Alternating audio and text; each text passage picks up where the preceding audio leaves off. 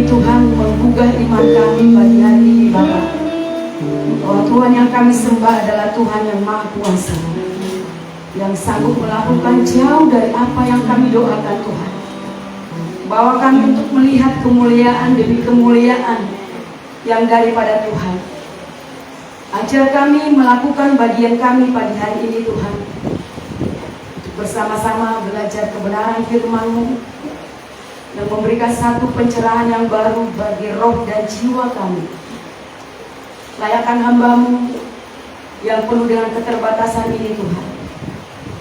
Biar Engkau yang beracara Tuhan Yesus, Engkau yang menyempurnakan setiap kebenaran firman-Mu di dalam hati kami yang paling dalam, pribadi lepas pribadi Tuhan. Terima kasih Bapa yang baik, terima kasih Allah Roh Kudus. Dalam nama Yesus kami siap diberkati lewat kebenaran firman Allah. Haleluya, amin. Puji nama Tuhan. Shalom Bapak Ibu Saudara yang dikasihi Tuhan Yesus. Shalom. Shalom. Shalom. Shalom Ibu Eni, Tuhan berkati.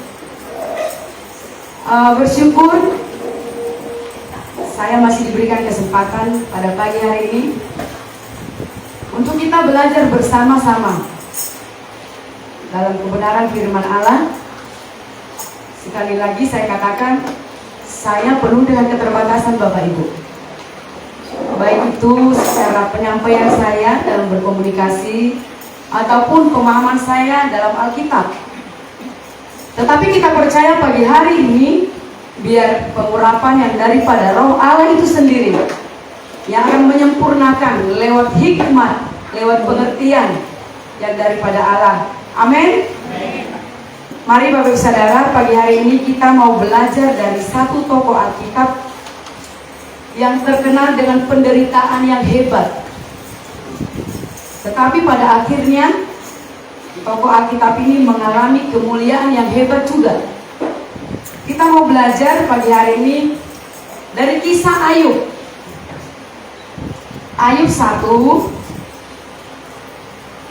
Ayub pasal yang ke-1 dimulai dari ayat 1 sampai ke 22 Bapak Ibu. Mohon maaf ini agak panjang, tapi memang satu perikop ini berkaitan.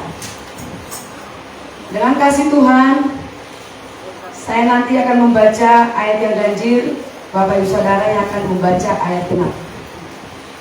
Kesalehan Ayub dicoba. Ada seorang laki-laki di tanah Uz bernama Ayub. Orang itu saleh dan jujur. Ia takut akan Allah dan menjauhi kejahatan.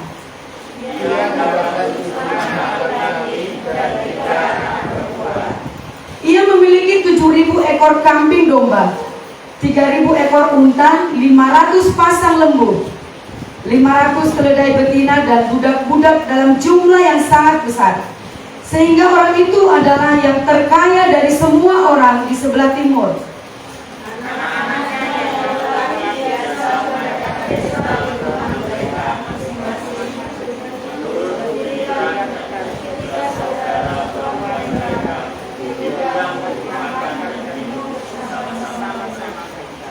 Setiap kali apabila hari-hari pesta telah berlalu, Ayub memanggil mereka dan menguduskan mereka. Keesokan harinya pagi-pagi bangunlah Ayub, lalu mempersembahkan korban bakaran sebanyak jumlah mereka sekalian. Sebab pikirnya, mungkin anak-anakku sudah berbuat dosa dan telah mengutuki Allah di dalam hati. Demikianlah dilakukan Ayub senantiasa.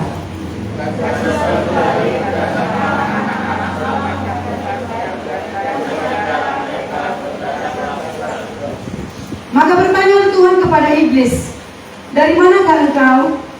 Lalu jawab iblis kepada Tuhan, "Dari perjalanan mengelilingi dan menjelajah bumi."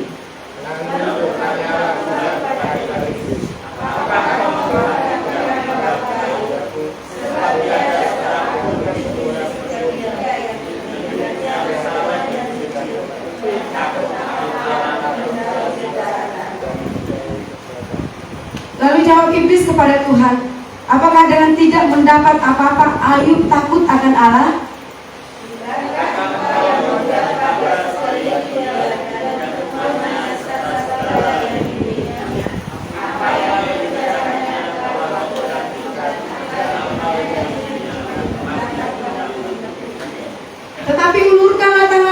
jamalah segala yang dipunyainya, ia pasti mengutuki engkau di hadapanmu.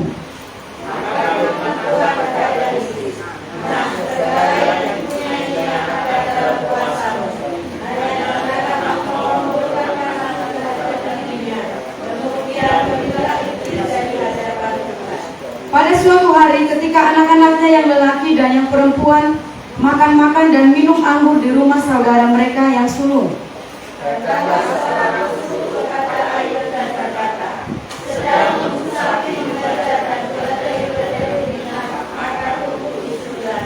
Datanglah orang-orang Sheba menyerang dan merampasnya serta memukul penjaganya dengan mata pedang. Hanya aku sendiri yang luput sehingga dapat memberitahukan hal itu kepada Tuhan.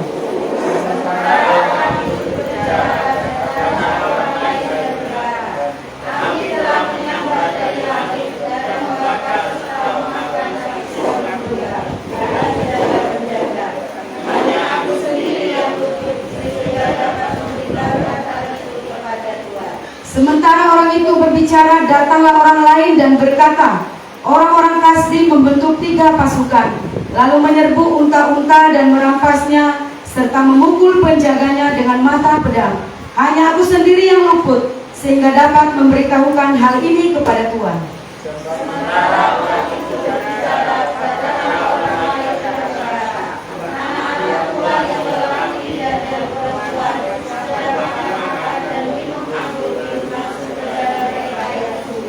Maka tiba-tiba angin ribut bertiup dari seberang padang gurun. Rumah itu dilandanya pada 4 penjurunya dan roboh menimpa orang-orang muda itu, sehingga mereka mati. Hanya aku sendiri yang luput, sehingga dapat memberitahukan hal itu kepada Tuhan.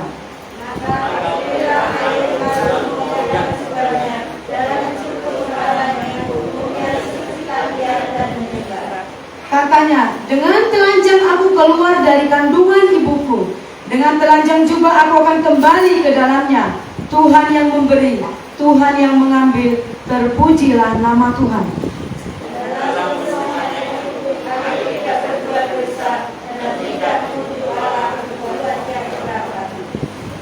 Puji Tuhan, terima kasih Bapak Ibu. Pagi hari ini kita mau belajar dari satu pribadi tokoh Alkitab, Ayub. Kalau kita mendengar nama Ayub, yang terbesit dalam pikiran kita itu, apalagi saya pribadi, adalah tentang penderitaan. Jadi kalau kita baca dari pasal yang pertama sampai 42, itu semuanya cerita satu pribadi, yaitu Ayub. Itu cerita tentang kisah Ayub. Nah, pagi hari ini saya memberikan tema menang atas pergumulan atau menang atas penderitaan.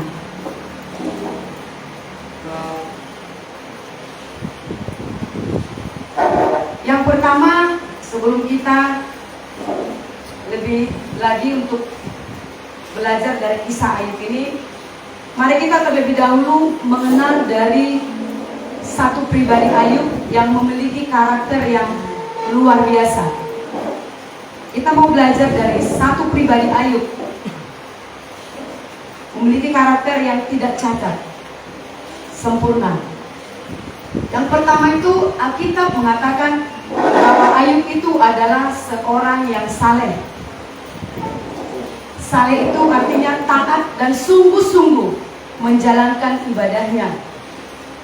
Taat itu juga bisa diartikan, saleh itu juga bisa diartikan suci dan beriman. Lalu yang kedua, karakter Ayub jujur. Jujur itu bisa diartikan lurus hati, ikhlas, dan tidak suka berbohong. Lalu yang ketiga, takut akan Allah. Artinya hidup Ayub dalam kebenaran dan bertanggung jawab di hadapan Tuhan. Itu pribadi Ayub. Lalu yang keempat, Ayub itu orangnya menjauhi kejahatan. Ini berbicara tentang moralnya. Jadi Ayub itu punya moral yang sangat baik, punya akal budi yang baik, punya pikiran yang sehat, sehingga dia tidak suka melakukan kejahatan. Kisah Ayub ini bukan sekedar dicatat di perjanjian lama saja. Di perjanjian baru juga, di Yakobus 5 ayat 11 itu Ayub dikatakan di sana adalah orang yang tekun. Jadi tambahan satu lagi di luar kitab Ayub itu, di Yakobus, Ayub adalah satu pribadi yang tekun. Jadi kita cukup mengetahui karakter Ayub yang luar biasa. Kalau kita menganalisa dari logika manusia, Ayub ini hampir sempurna hidupnya. Boleh dikatakan sempurna. Kaya, takut akan Tuhan, saleh, punya keluarga yang harmonis, punya anak 10, punya istri, punya budak-budak yang sangat banyak. Jadi kalau secara logika manusia, kayaknya udah tidak ada kekurangannya, hampir sempurna. Tetapi yang menjadi pembelajaran bagi kita adalah proses hidupnya Ayub. Bisa kita lihat keadaan Ayub sebelum mengalami ujian daripada Tuhan. Tadi kita sudah berbicara tentang karakternya. Sekarang kita mau belajar tentang keadaan Ayub sebelum mengalami ujian. Dia punya istri, punya 10 anak, 7 laki-laki dan 3 perempuan. Kekayaan Ayub sangat berlimpah, Bapak Ibu. Bahkan firman Tuhan katakan Ayub adalah orang yang terkaya pada zaman itu di sebelah timur. Kelimpahan yang luar biasa. Apa saja kekayaan Ayub? Menurut Alkitab ini, dia punya 7.000 ekor kambing domba, 3.000 ekor unta, 500 pasang lembu atau 1.000 ekor. Lalu 500 keledai betina dan budak-budak yang sangat banyak jumlahnya. Secara angka di sini nggak dikatakan, tetapi dari sangat besar itu berbicara tentang nominal yang banyak. Itu kekayaan Ayub, keadaan Ayub sebelum mengalami pencobaan. Ayub itu diuji iblis dengan seizin Tuhan. Itu yang luar biasanya. Lalu apa saja masa pencobaan yang dialami Ayub, Bapak Ibu? Ada beberapa hal. Dan sebelum kita mau pelajari satu persatu, perlu saya jelaskan semua masa ujian yang dialami Ayub ini terjadi secara bersamaan, tidak pakai jeda waktu. Tidak ada jeda waktunya sebulan, 1 tahun, tidak ada. Firman Tuhan katakan ini terjadi hanya dalam sekejap. Karena dalam firman ini dikatakan ketika Ayub mengalami ujian yang pertama, ketika orang suruhannya ini menyampaikan kabar itu kepada Ayub, jadi orang yang menyampaikan kabar sama Ayub ini masih ngobrol, Bapak Ibu, masih menyampaikan kabarnya itu, masih menyampaikan apa yang diambil dari hidupnya itu. Sudah datang lagi pesuruh yang lain menyampaikan kabar lagi. Jadi berentetan itu dalam waktu yang sama, atau bisa dikatakan sekejap habis semua. Ini penderitaan Ayub. Yang pertama itu orang Sheba yang merampas lembu sapinya 500 pasang itu, dan bahkan penjaga-penjaganya pun dibunuh dengan mata pedang. Hanya 1 orang yang luput, yaitu yang menyampaikan kabar kepada Ayub. Lalu yang kedua itu api menyambar dari langit, membakar semuanya kambing dombanya. Demikian juga penjaga-penjaganya mati juga, dibunuh dengan pedang. Hanya 1 orang yang luput untuk menyampaikan kabar lagi kepada Ayub. Lalu yang ketiga, orang Kasdim yang menyerbu unta-unta 3.000 ekor. Hanya 1 lagi yang luput. Lalu yang keempat, angin ribut bertiup dari seberang padang gurun sehingga rumahnya roboh, dilanda oleh angin ribut tadi. Sementara pada waktu itu anak-anak Ayub itu lagi berpesta di rumah saudaranya yang paling sulung. Jadi ketika mereka berpesta itu, datanglah angin ribut sehingga rumah itu roboh. Matilah semua anaknya Ayub, 10 orang. Hanya 1 orang lagi yang luput menyampaikan kabar itu. Lalu tidak sampai di situ saja penderitaan Ayub. Saya lompat ke Ayub 2 ayat ke-9, ayat yang ke-8 itu. Ayub 2 ayat yang ke-7 itu, Ayub ditimpa dengan barak yang busuk, mulai dari telapak kaki sampai ke batu kepalanya. Jadi badannya ini semuanya busuk. Bahkan di firman Tuhan katakan itu, saking gatalnya itu, dia itu menggaruk dengan sekeping beling. Bisa dibayangkan? Kita aja kena beling kecil, sakit loh. Tapi Ayub saking parahnya, boroknya itu, dia menggaruk boroknya itu pakai sekeping beling. Bisa dibayangkan.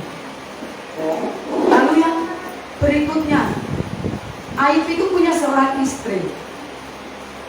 Tetapi istrinya ini tidak berfungsi dengan baik. Kenapa saya katakan tidak berfungsi dengan baik? Ketika Ayub dibawa Tuhan dalam ujian ini, dia bukan menjadi penolong Bapak Ibu. Bahkan dia suruh Ayub, kutukilah Tuhanmu itu. Masihkah kau bertahan dalam kesalehanmu? Kutukilah, lalu matilah kau. Kata istrinya kepada Ayub. Sedikit seri semalam kita belajar di Imam Lewi tentang peran seorang istri dalam sebuah keluarga itu. Jadi seorang istri itu adalah pemberi kesejukan bagi keluarga, pemberi ketenangan, kenyamanan, memberikan kedamaian. Itu peran seorang istri. Berdasarkan Mazmur 128 berkata atas rumah tangga, kita belajar bersama-sama semalam. Tetapi sangat bertolak belakang dengan kisah istrinya Ayub. Dia menolak penderitaan itu. Dia tidak mau menerima penderitaan yang daripada Tuhan itu. Sehingga dia menyuruh Ayub, kutuki Tuhanmu itu, lalu matilah. Tetapi apa kata Ayub pada waktu itu? Apakah engkau seperti perempuan gila? Kata Ayub. Apakah kita hanya menerima hal-hal yang baik saja, tidak mau menerima hal yang buruk? Jadi Ayub itu sampai berbicara sama istrinya itu adalah dia perempuan gila. Sangat luar biasa respon Ayub. Itu ujian yang Ayub alami Bapak Ibu. Jadi sekarang kita sampai kepada poinnya. Ini pesan yang mau saya berbagi kepada Bapak Ibu Saudara. Bagaimana kita merespon ketika Tuhan bawa kita dalam satu ujian ataupun pencobaan. Kita mau belajar dari respon seorang Ayub. Bagaimana respon Ayub ketika dia Tuhan izinkan mengalami satu pencobaan, satu penderitaan yang luar biasa. Semuanya habis, kekayaannya habis, anak-anaknya juga mati. Semuanya dalam waktu sekejap, tidak pakai jeda. Ini sesuatu yang sangat luar biasa ujiannya. Tetapi kita mau belajar dari responnya Bapak Ibu. Ini yang menjadi pesan bagi setiap kita. Ketika Ayub diuji Tuhan, dia memberikan respon tentang kerendahan hati. Di ayat yang ke-20, bisa dibantu baca Bu Nilam? Di ayat yang ke-20.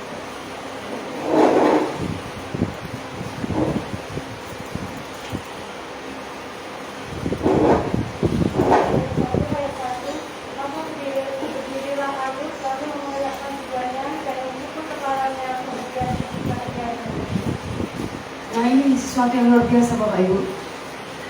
Ketika pencobaan itu datang bertubi-tubi dalam kehidupan Ayub, dia tidak menolak, dia tidak memberontak, dia tidak mengeluh.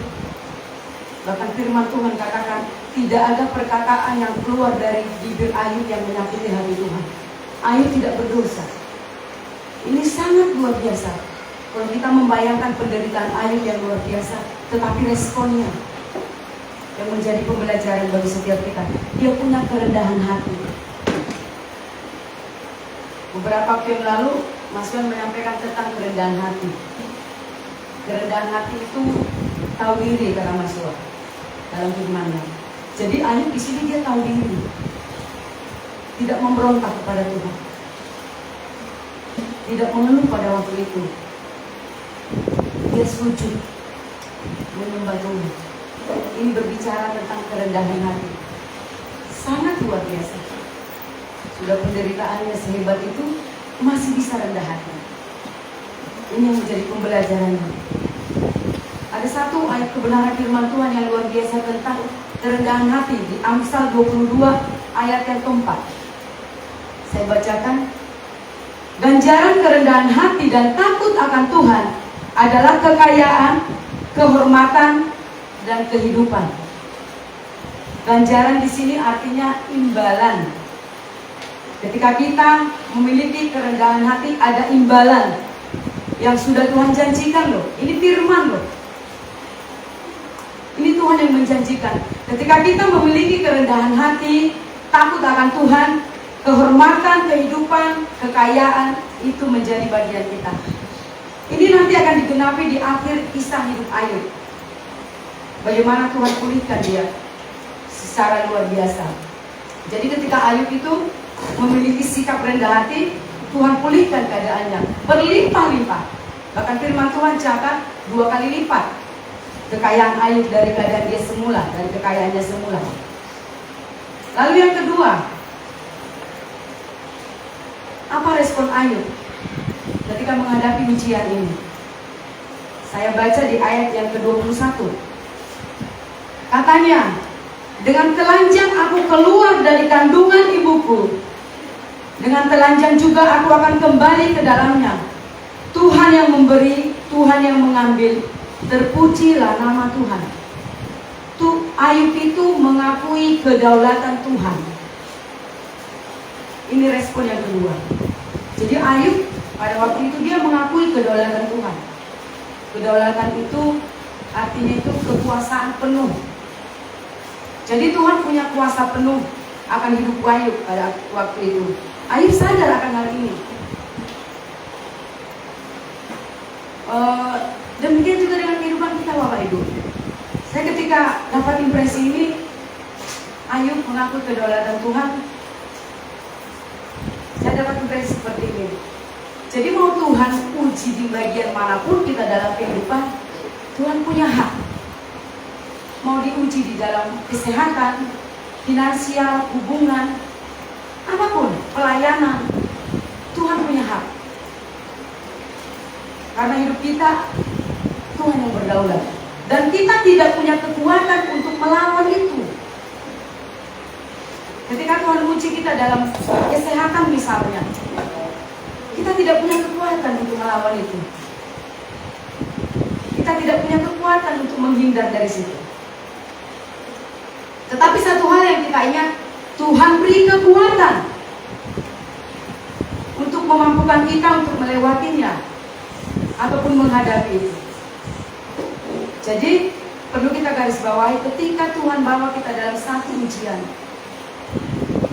kita harus punya respon bahwa Tuhan yang berdaulat. Ini kalau kita aplikasikan dalam kehidupan sehari-hari yang nggak mudah, nggak gampang. Tapi ini firman. Kita harus menyadari bahwa Tuhan yang berdaulat, Tuhan yang punya hak penuh. Mau digoncang di bagian manapun, Tuhan punya hak penuh. Saya tidak punya kekuatan, saya bilang sama Tuhan, saya tidak punya kekuatan untuk menolak. Saya tidak punya kekuatan untuk menghindar. Tidak punya. Tetapi Tuhan beri kekuatan untuk melewati. Itu yang perlu kita tangkap pada pagi hari ini. Jadi sangat luar biasa Bapak Ibu. 1 Korintus 10 ayat 13 berkata, percobaan-percobaan yang kamu alami adalah pencobaan-pencobaan yang biasa. Jadi Tuhan tidak pernah ngasih ujian di luar kemampuan kita. Bahkan firman ini juga berjanji, bukan sekedar ujian yang Tuhan izinkan, tetapi Tuhan memberikan solusi ataupun jawaban dalam setiap ujian itu. Lalu yang ketiga Bapak Ibu, apa respon Ayub ketika mengalami ujian yang luar biasa? Saya baca di ayat yang ke-22. Dalam kesemuanya itu Ayub tidak berbuat dosa dan tidak menuduh Allah berbuat yang kurang patut. Ayub memiliki paradigma ilahi. Ayub memiliki cara pandangnya Tuhan. Sangat luar biasa Bapak Ibu. Dia tidak menuduh Allah. berbuat yang kurang baik ataupun yang kurang patut dalam hidup ini. Dia memiliki cara pandang yang berbeda. Kalau kita belajar dari kehidupan sehari-hari kita, ketika mengalami ujian, terkadang kita masih mengeluh. Bahkan mungkin sadar tidak sadar, kita menyalahkan Tuhan, menyalahkan kerajaan. Tapi pagi hari ini kita mau belajar dari seorang Ayub. Dia memiliki paradigma ilahi, cara pandangnya Tuhan. Yakobus 1 ayat 2 berkata seperti ini. Saudara-saudaraku, anggaplah sebagai suatu kebahagiaan apabila kamu jatuh ke dalam berbagai-bagai pencobaan. Ini sangat bertolak belakang dengan nalar manusia. Dengan pemikiran manusia pada umumnya, ini sangat bertolak belakang, sangat bertentangan. Sudah pencobaan, masa kita berbahagia? Sangat bertolak belakang. Tetapi di firman Yakobus, surat Yakobus ini memberikan satu cara pandang yang baru, cara pandang yang berbeda. Saya jadi berkata dalam diri saya waktu baca ini, kalau saya menghidupi firman ini dengan benar, ketika Tuhan bawa saya dalam ujian, berarti saya sudah tidak ada lagi rasa sikap mengeluh. Ketika menghidupi ini benar-benar loh, pencobaan itu sebagai suatu kebahagiaan. Kalau berbicara tentang satu kebahagiaan, kita pasti sambut dengan sukacita. Kita sambut dengan hati yang senang. Namanya juga bahagia. Tetapi ini berbeda. Pencobaan yang dikatakan kita harus berbahagia, kita harus melihat pencobaan itu adalah suatu kebahagiaan. Tidak mudah ini. Dalam kehidupan sehari-hari tidak mudah ini. Sangat tidak mudah. Tetapi ini firman katakan, saya percaya biar Roh Kudus yang memateraikan firman ini semakin membuat kita mengalami pembaharuan dalam setiap hidup kita. Ini tentang respon Ayub dalam ujiannya. Ketika Ayub punya respon yang benar di hadapan Allah, bahkan firman Tuhan tadi katakan Ayub tidak berbuat dosa dalam pencobaan. Bahkan perkataan yang keluar dari lidahnya tidak ada perkataan yang berdosa. Sangat luar biasa. Dengan penderitaan yang luar biasa seperti itu, Ayub memiliki respon yang top, luar biasa.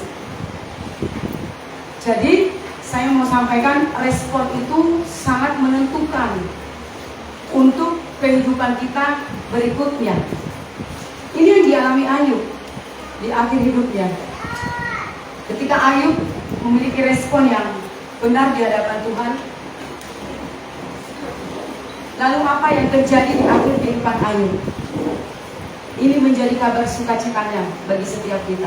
Ketika kita belajar memiliki respon seperti Ayub, ini menjadi kabar sukacita.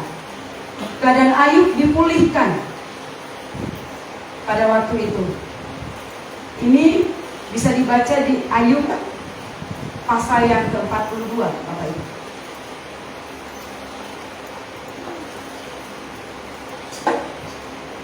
Di pasal yang terakhir dari kitab Ayub,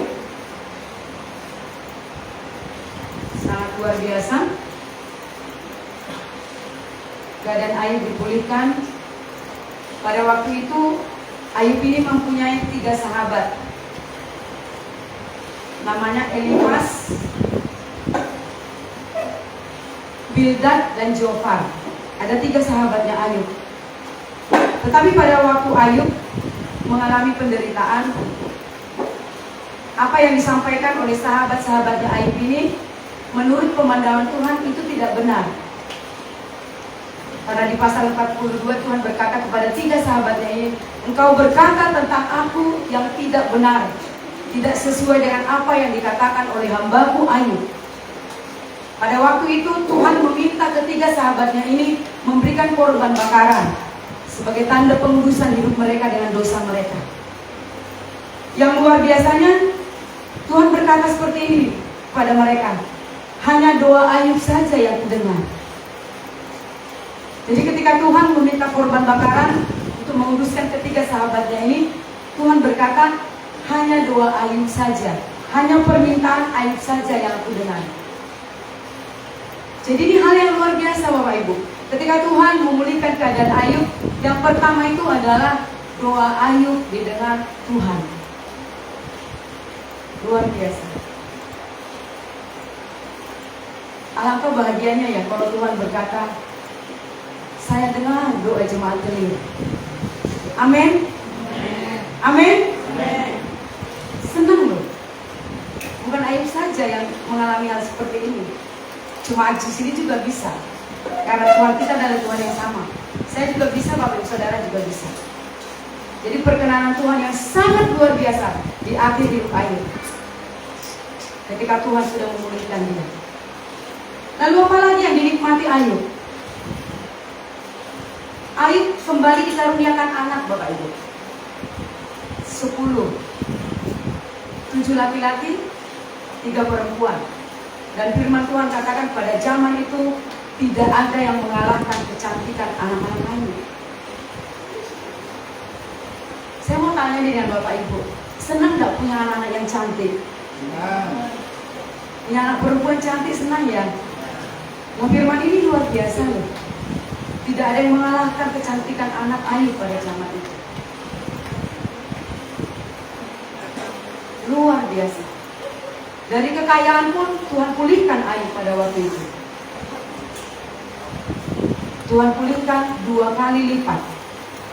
Dari kekayaan Ayub yang sudah habis dalam masa pencobaannya dia, di akhir hidupnya Ayub dipulihkan 2 kali lipat. Berarti yang tadinya 7.000 jadi 14.000. Yang tadinya 3.000 jadi 6.000. Yang tadinya 500 pasang jadi 1.000 pasang. Yang tadinya keledainya 500 jadi 1.000. Luar biasa. Ini kabar sukacitanya Bapak Ibu, pemulihan. Ketika kita memiliki respon yang benar di hadapan Tuhan. Bahkan firman Tuhan katakan di pasal yang terakhir itu, Ayub diberikan waktu menikmati usia 140 tahun. Panjang umur yang luar biasa. Bahkan Ayub menikmati keturunannya sampai keturunan yang keempat, generasi keempat. Dia masih bisa melihat. Berarti dari anak, cucu, cicit, sampai cicit 140 tahun. Umur yang sangat panjang bukan? Jadi yang mau saya sampaikan pagi hari ini adalah tentang responnya. Bagaimana kita merespon ketika Tuhan bawa kita dalam satu ujian. Saya yakin belum ada manusia zaman sekarang yang mengalami penderitaan seperti Ayub. Habis semuanya, tinggal pribadinya saja yang tidak Tuhan izinkan dijamah iblis pada waktu itu. Tetapi hambaku Ayub jangan bicara sama iblis. Yang lain bisa Tuhan izinkan diuji iblis pada waktu itu. Yang menyedihkan adalah istrinya. Firman Tuhan katakan seorang istri itu menjadi seorang penolong. Tetapi istri Ayub bukan menjadi penolong Bapak Ibu, tetapi perongrong. Karena dia bukan memberikan dukungan, bukan memberikan ketenangan bagi Ayub. Karena dia menolak penderitaan itu, lalu dia menyuruh Ayub mengutuki Tuhan. Tetapi Ayubnya yang sangat luar biasa. Sangat luar biasa. Jadi respon Ayub yang menjadi pembelajaran bagi setiap kita pagi hari ini. Ketika Tuhan mengizinkan kita dalam satu ujian atau badai persoalan, kita belajar memiliki kerendahan hati. Lalu yang kedua, mengakui kedaulatan Tuhan. Mengakui, menyadari bahwa Tuhan yang berhak penuh, yang berkuasa penuh dengan apa yang ada dalam hidup kita. Lalu yang ketiga, bagaimana kita memiliki cara pandang yang baik, cara pandangnya Tuhan, paradigma ilahi. Itu yang dilakukan Ayub pada waktu itu.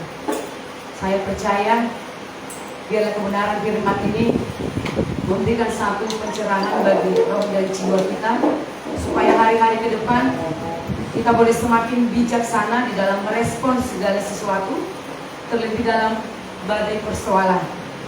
Percayalah, apa yang dialami Ayub, kita juga bisa mengalaminya. Amin. Amin. Baik Bapak Ibu, Bapak Ibu Saudara, tutup Alkitabnya. Kita mau masuk dalam doa. Ada satu pujian yang sangat luar biasa ketika saya mempersiapkan firman ini. Saya menghidupi pujian ini juga sekalian. Tiada yang mustahil bagi Tuhan. Kita mau belajar bersama-sama. Biar pujian ini boleh memberikan satu kekuatan yang baru bagi iman roh kita masing-masing. Terima kasih Tuhan Yesus. Terima kasih Bapak yang baik. Terima kasih Allah Bapa Kudus.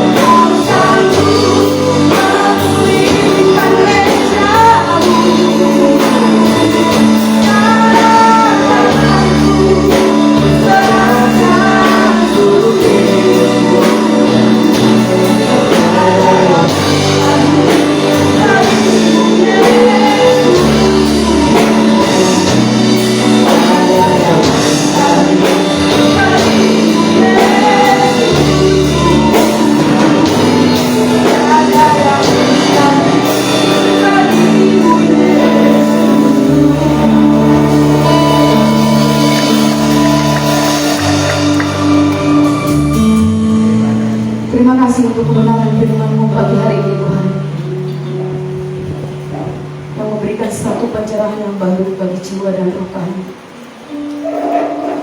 Bagaimana kami belajar dari satu tokoh Ayub, Tuhan Yesus, ketika mengalami satu pencobaan yang luar biasa dalam hidupnya, tetapi Ayub memiliki respon yang benar di hadapan Tuhan. Respon ini yang membawa Ayub mengalami pemulihan yang luar biasa dalam hidupnya. Dan kami percaya Tuhan, ketika Kau sanggup melakukan bagi Ayub, Kau juga sanggup melakukan bagi gereja-Mu di tempat ini Tuhan. Kau sanggup melakukan bagi setiap keluarga lepas keluarga. Kau sanggup melakukan bagi setiap pribadi lepas pribadi Tuhan. Lakukan bagian-Mu pagi hari ini. Kami akan melakukan bagian kami Tuhan.